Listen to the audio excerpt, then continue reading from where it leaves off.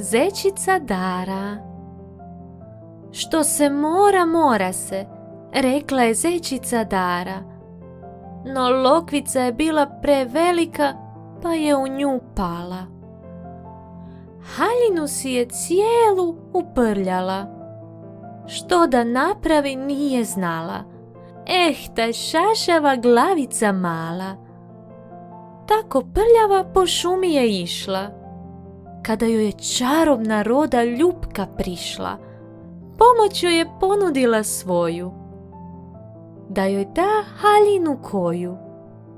Zečica je pomoć prihvatila, pa se sretno svojoj kući vratila i do prijatelja Jazavca na rođendan navratila.